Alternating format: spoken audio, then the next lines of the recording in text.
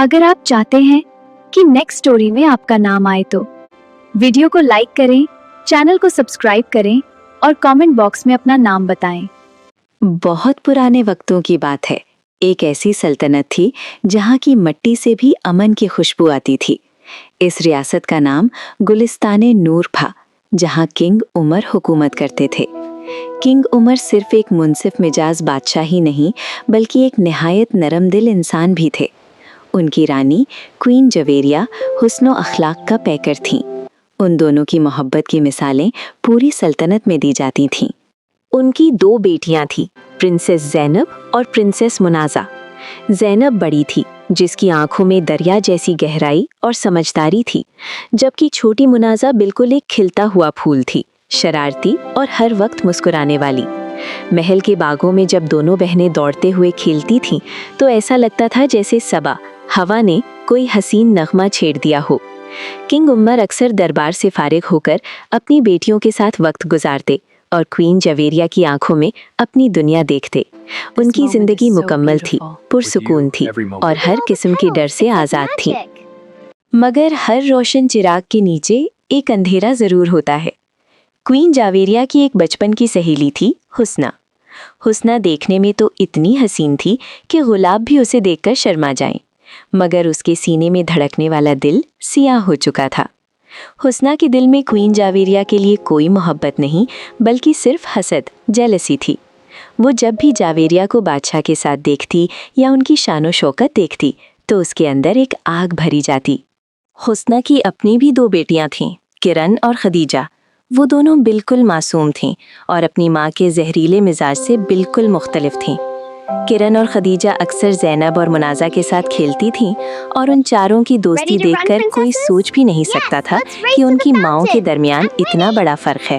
एक शाम जब सूरज ढल रहा था और आसमान पर नारंगी रंग बिखरा हुआ था, हुस्ना महल की बालकनी पर खड़ी क्वीन जवेरिया को देख रही थी, जो किंग उमर के साथ बाग में टहल रही थीं। Walking with you here feels like a dream. Every moment with you is. I love you. ये सब मेरा होना चाहिए था। ये ताज, ये बच्चा, ये इज्जत, जवेरिया के पास ये सब क्यों है? क्या मैं उससे ज्यादा खूबसूरत नहीं हूँ? उस दिन हुस्ना ने फैसला कर लिया कि वो अब सिर्फ एक सहेली बनकर नहीं रहेगी। उसने अपनी बेटियों किरण और खदीजा को देखा, जो ज़ैनब और मुनाज़ा के साथ हंसी मजाक कर रही थी। हुस्ना के चेहरे पर एक मक्कारी भरी मुस्कुराहट आई। उसने जहन में एक खौफनाक मंसूबा बुनना शुरू कर दिया। उसका मकसद साफ था, जवेलिया को रास्ते से हटाना और खुद गुलिस्ताने नूर की मलिका बनना। जवेरिया को रास्ते से हटाना और खुद गुलिस्ताने नूर की मालिका बनना। महल की दीवारों ने शायद उस दिन पहली बार किसी साजिश की सरसराहट सुनी थी। खुशहाल जिंदगी के दिन अब गिने चुके थे, क्योंकि हसद का ये तूफान इस हंसते बसते घर को उजाड़ने के लिए तैयार था। किंग उमर को इल्म भी न था कि जिस हुस्ना को वो अपनी रानी की बेहतरीन दोस्त समझते हैं, वही उनकी खुशियों की दुश्मन बनने वाली है। महल की फजाओं में अब भी वही खुशबू थी, मगर हुस्ना की नज़रों में अब सिर्फ जहर उतर आया था। उसने कई रातें जागकर अपने खौफनाक इरादे को अमली जामा पहनाने का मंसूबा बनाया। वो जानती थी कि क्वीन जवेरिया उस पर हद से ज़्यादा भरोसा करती हैं, और इसी भरोसे का फ़ायदा उठाकर वो उनकी ज़िंदगी का खात्मा कर सकती थीं। एक पुरसुकून शाम, जब ठंडी हवाएं दरख्तों से टकराकर एक सरसराहट पैदा कर रही थीं, हुस्ना ने महल के बावर्ची खाने यानी किचन में चुपके से दाखिला लिया। उसने अपने लिबास की सिलसिलाहट में एक छोटी सी शीशी छुपाई हुई थी। इस शीशी में एक ऐसा नायाब जहर था जो ना रंग बदलता था और ना ही जायका, मगर इसका एक कतरा ही इंसान की नब्ज रोकने के लिए काफ़ी था। क्वीन जवेरिया उस वक्त अपनी ख्वाबगाह बेडरूम में बैठी अपनी बेटियों ज़ैनब और मुनाज़ा के लिए रेशम के धागों से एक हसीन दुपट्टा बुन रही थीं। उनके चेहरे पर एक माँ की ममता और सुकून था। हुस्ना ने दरवाजे पर दस्तक दी। जवेरिया मेरी प्यारी सहेली, देखो मैं तुम्हारे लिए क्या लाई हूँ। हुस्ना, तुमने क्यों तकल्लुफ किया? बैठो ना। सोचा अपने हाथ से तुम्हें ये खास मशरूब पिलाऊं ताकि तुम्हारी थकन दूर हो जाए। जवेरिया, जो हुस्ना को अपनी सगी बहन से बढ़कर मानती थी, ने बिना किसी शक के वो प्याला उठा लिया, जैसे ही उन्होंने पहला घूंट भरा, हुस्ना की आंखों में एक अजीब सी चमक आई। ये चमक जीत की थी, मगर इसके पीछे एक मौत का सन्नाटा छुपा था। धीरे धीरे क्वीन जावेरिया को महसूस हुआ कि उनका दम घुट रहा है। ये क्या है? उनके हाथ से वो हसीन दुपट्टा गिर गया। उन्होंने हुस्ना का हाथ थामने की कोशिश की, मगर हुस्ना ने अपना हाथ झटक दिया। हुस्ना, ये क्या हो रहा है? मेरे सीने में आग क्यों लग रही है?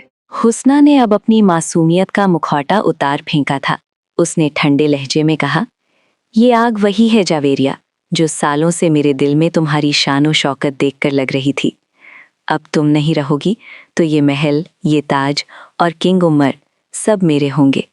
जावेरिया की आंखों में आंसू आ गए, मगर वो बेबस थीं। उनकी आखिरी सोच उनकी नन्ही बेटियों ज़ैनब और मुनाजा के लिए थी। कुछ ही पलों में क्वीन जावेरिया की रूह कफ़से उनसरी से परवास कर गई। महल में एकदम खामोशी छा गई। हुस्ना ने तेजी से वो खाली प्याला वहां से हटाया और खुद रोने का नाटक शुरू कर दिया। बचाओ, कोई है? मलिका को क्या हो गया? किंग उमर, ज़ैनब और मुनाजा दौड़ते हुए कमरे में दाखिल हुए। उन्होंने देखा कि उनकी प्यारी रानी बेजान पड़ी हैं। किंग उमर ने उनका सर अपनी गोद में रखा और जवेरिया, चीख पड़े, आंखें जवेरिया, खोलो, ये मजाक आंखें मत करो। खोलो, ये मजाक मत करो। मगर जवाबान सिर्फ खामोशी थी। ज़ैनब और मुनाजा अपनी माँ के कदमों से लिपटकर रोने लगी। किसी को शक भी ना हुआ कि मौत का फरिश्ता बनकर उनके सामने खड़ी हुस्ना ही इस कत्ल की जिम्मेदार है। हुस्ना ने उन बच्चियों को गले लगाया और उनके आंसू पोंछने लगी, मगर उसके दिल में अगला मंसूबा शुरू हो चुका था। अब उसे गुलिस्ताने नूर की नई मलिका बनना था। क्वीन जावेरिया की मौत के बाद पूरी सल्तनत पर गम के बादल छा गए थे। किंग उमर बिल्कुल टूट चुके थे। उनकी दुनिया उजड़ गई थी। वो घंटों दरबार में खामोश बैठे रहते और रात को अपनी मरहूम रानी की तस्वीर देखकर आंसू बहाते। प्रिंसेस ज़ैनब और प्रिंसेस मुनाजा की हंसी महल से रुखसत हो गई थी। इन मासूम बच्चियों के लिए अपनी माँ का बिछड़ना एक ऐसा जख्म था जो भरने का नाम नहीं ले रहा था। हुस्ना ने यही सही वक्त समझा अपने जाल को फैलाने का। उसने अपनी शक्ल पर मासूमियत और दुख का ऐसा मुखौटा चढ़ाया कि कोई उस पर शक भी नहीं कर सकता था। वो हर वक्त ज़ैनब और मुनाजा के पास रहती, उन्हें अपने हाथ से खाना खिलाती और उन्हें पुरानी कहानियां सुनाकर बहलाती। मेरी प्यारी बेटियों, मैं जानती हूँ तुम्हारी माँ की जगह कोई नहीं ले सकता। ज़ैनब और मुनाजा, जो उस वक्त सिर्फ सुकून और ठंडक की तलाश में थीं, हुस्ना की बातों में आ गईं। उन्हें लगा कि हुस्ना ही वो वाहिद इंसान है जो उनका दुख समझती है। दूसरी तरफ हुस्ना ने किंग उमर की खिदमत में कोई कसर न छोड़ी। वो उनके पसंदीदा खाने बनवाती और उन्हें मशवरे देती कि कैसे उन्हें अपनी बेटियों की खातिर दोबारा मुस्कुराना चाहिए। एक दिन ज़ैनब और मुनाजा ने देखा कि उनके बाबा निहायत उदास है। दोनों बहनों ने आपस में मशवरा किया। ज़ैनब अपी, बाबा को देखो कैसे मुरझा गए हैं। हुस्ना खाला कितनी अच्छी है, वो हमारा कितना ख्याल रखती हैं। अगर वो हमारे साथ हमेशा के लिए इस महल में रहने लगे तो शायद बाबा भी खुश हो जाएं। तुम ठीक कहती हो मुनाजा, हमें बाबा से बात करनी चाहिए। जब दोनों शहजादियों ने किंग उमर से दरख्वास्त की कि वो हुस्ना से शादी कर ले, तो बादशाह पहले तो हिचकिचाए। उनके दिल में अब भी जावेरिया की याद बसी थी, मगर जब उन्होंने अपनी बेटियों की आंखों में उम्मीद की किरण देखी तो वो इनकार ना कर सके। अगर मेरी बेटियों की खुशी इसी में है तो मुझे मंजूर है। शादी निहायत सादगी से हुई। हुस्ना, जो कभी एक मामूली सहेली थी, अब गुलिस्ताने नूर की मलिका हुस्ना बन चुकी थी। शुरू के कुछ महीने हुस्ना ने अपनी असलियत छुपाए रखी। वो सबके साथ निहायत तमीज और मोहब्बत से पेश आती। किरण और खदीजा भी महल में आ गई थीं और वो चारों बहनें ज़ैनब, मुनाजा, किरण और खदीजा एक साथ बड़ी होने लगी। This is such a beautiful day. Yes, it's so peaceful. Look at all the petals. They're like magic. मगर वक्त गुजरने के साथ साथ हुस्ना का रवैया बदलने लगा। उसने आहिस्ता आहिस्ता किंग उमर पर अपना मंसूबा शुरू किया। उसने दरबार के पुराने और वफादार वजीरों को निकालकर अपने लोग भर्ती कर दिए। सबसे खौफनाक बात यह थी कि उसने बादशाह को एक ऐसी जादुई दवा पिलानी शुरू कर दी थी जिससे बादशाह की अपनी सोचने समझने की सलाहियत खत्म होने लगी थी। किंग उमर अब सिर्फ वही करते जो हुस्ना उन्हें कहती। अब ज़ैनब और मुनाज़ा 18 साल की हो चुकी थीं। वो अपनी माँ की तरह हसीन, पुरवकार और रहमदिल थीं। जब वो महल के रास्तों से गुजरती तो लोग उन्हें दुआएं देते। ये देखकर हुस्ना के दिल में हसद की आग दोबारा भड़कने लगी। उसे डर था कि लोग अब भी जवेरिया की बेटियों से मोहब्बत करते हैं और कहीं ये दोनों उसके इक़्तिदार, पावर के लिए खतरा न बन जाएं।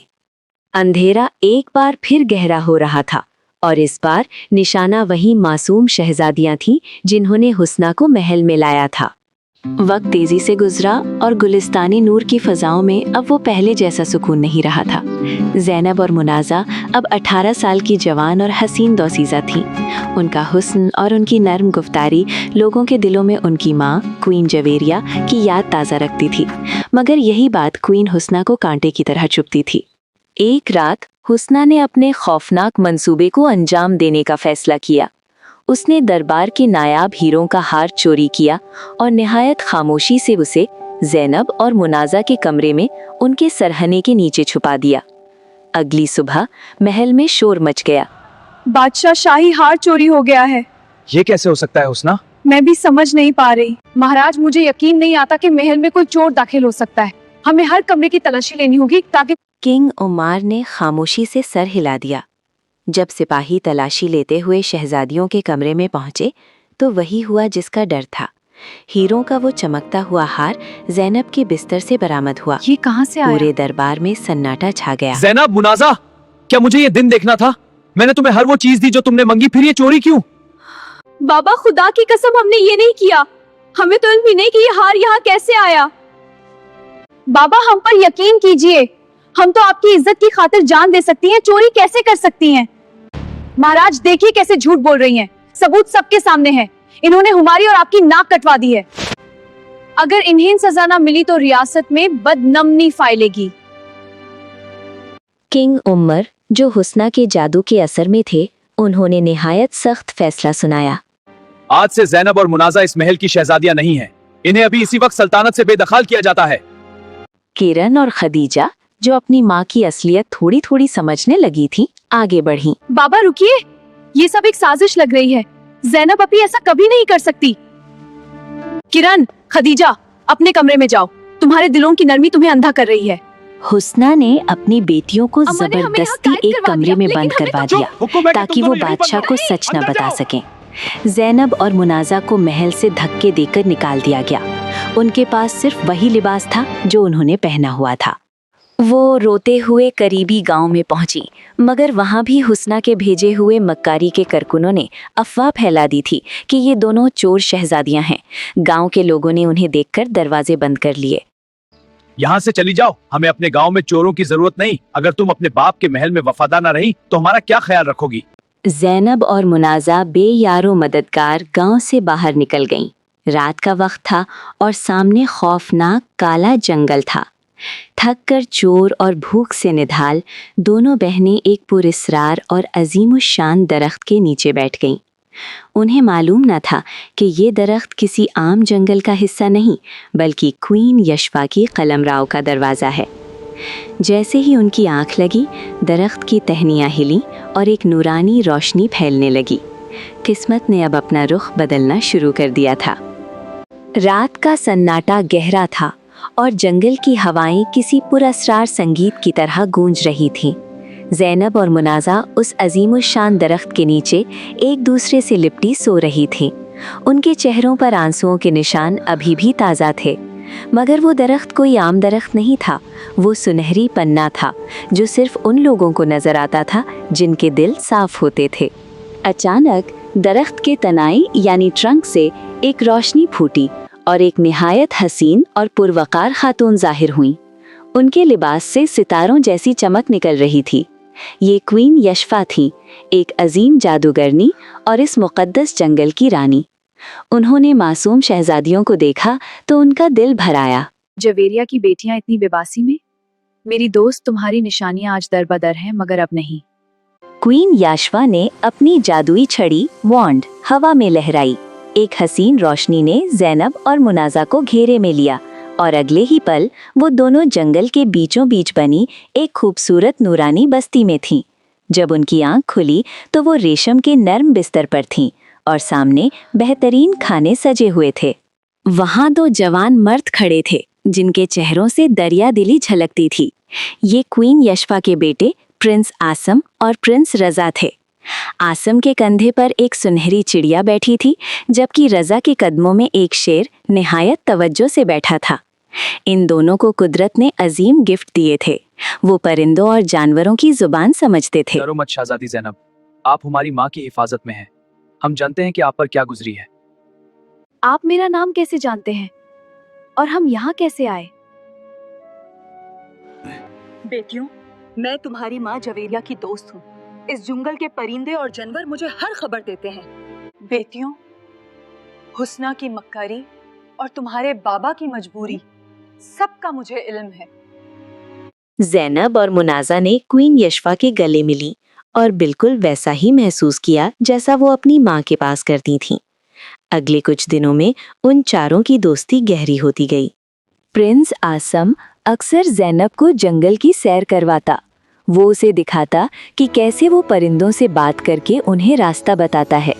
ज़ैनब को आसम की बहादुरी और उसकी नर्म तबीयत ने मुतासिर कर दिया। प्रिंस राजा और मुनाजा की दोस्ती शरारत और हंसी से भरी थी। सच में राजा? राजा हाँ, उसे इनकी आंखों से सिखाता समझो। कि कैसे जानवरों के दुख और दर्द को उनकी आंखों से समझा जाता है। एक शाम जब सूरज ढल रहा था, ज़ैनब ने देखा कि आसम उदास बैठा है। आसम, क्या बात है? आप परेशान लग रहे हैं। कुछ खास नहीं ज़ैनब, बस थोड़ा सोच में हूँ। मुझे बताओ। ज़ैनब, आज परिंदे बता रहे थे कि तुम्हारी सुल्तानात गुलिस्तान नूर पर काले बादल मंडला रहे हैं। हुस्ना का जादू बादशाह की सेहत को अंदर से खा रहा है। हमें जल्द कुछ करना होगा। ज़ैनब और मुनाजा के दिल कांप उठे। उन्हें अपनी बहनों किरण और खदीजा की याद आई जो महल में कैद थीं। हम कब तक यहाँ सुकून से रहेंगे? हमें अपने बाबा और अपनी बहनों को बचाना होगा। वक्त आ गया है, मगर याद रखना, हुस्ना का जादू सिर्फ सच और हिम्मत से ही टूटा जा सकता है।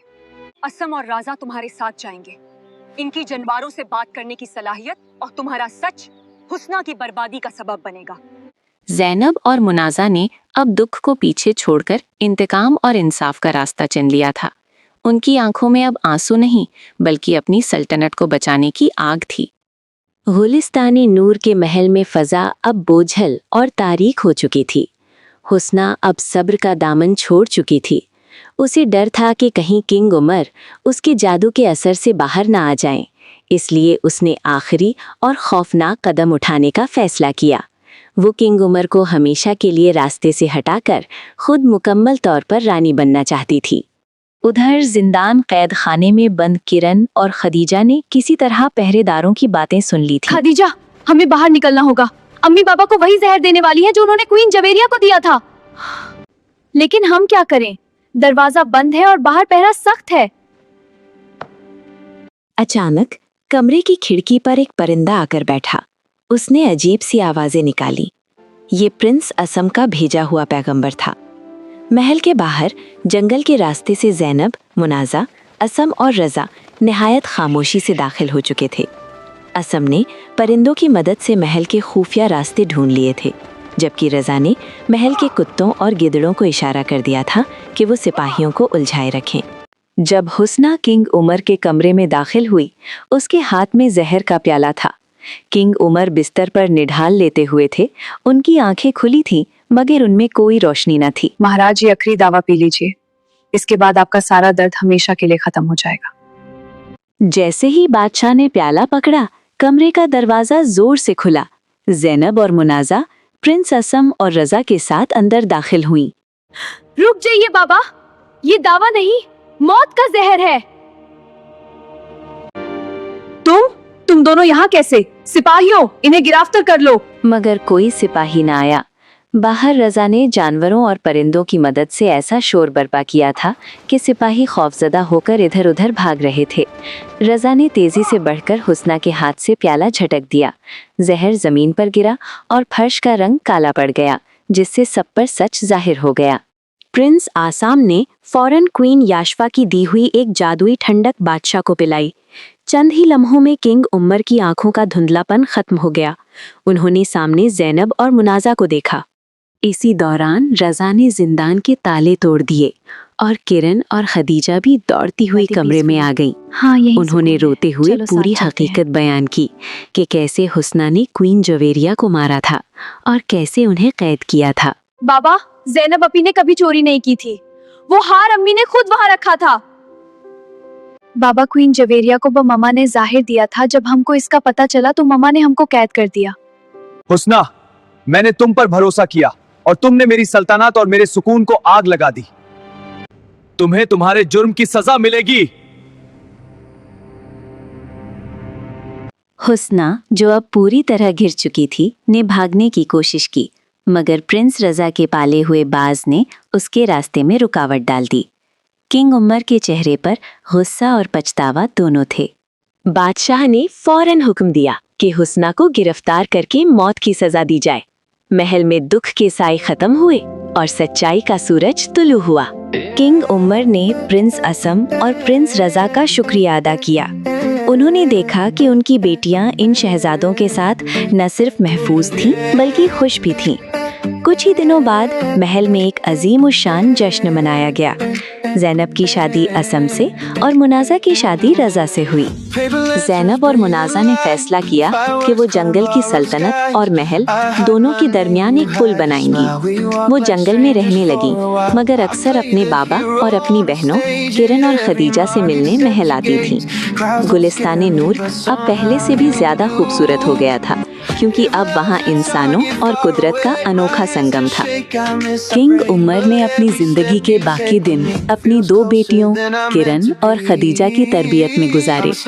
किरण और खदीजा ने अपनी माँ की मक्काली का बोझ अपने दिलों से उतार फेंका था। वो अपनी बहनों ज़ैनब और मुनाजा की तरह ही रहमदिल और अक्लमंद साबित हुई। किंग उमर अक्सर महल की उसी बालकनी पर बैठते जहाँ कभी जवेरिया बैठती थी, मगर अब उनकी आंखों में पछतावा नहीं बल्कि एक सुकून था। ये सुकून कि उनका खानदान फिर से एक हो गया था। क्वीन याशफा ने एक माँ की तरह चारों शहजादियों की निगरानी की। उन्होंने अपनी जादुई सलाहियत से दोनों सल्तनतों के दरमियान एक ऐसा रास्ता बनाया जो सिर्फ मोहब्बत करने वालों को नजर आता था। और यूं वो सब मिलकर एक ऐसी जिंदगी गुजारने लगे जहाँ ना कोई दुश्मन था और ना ही कोई खौफ। गुलिस्तान नूर की दास्तान सदियों तक सुनाई जाती रही। एक ऐसी दास्तान जो ये बताती है कि अगर दिल साफ हो और नियत नेक, तो कुदरत भी आपकी हिफाजत के लिए रास्ते बना देती है।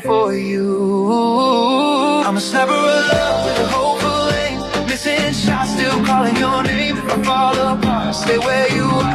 You're the wish I made on every star.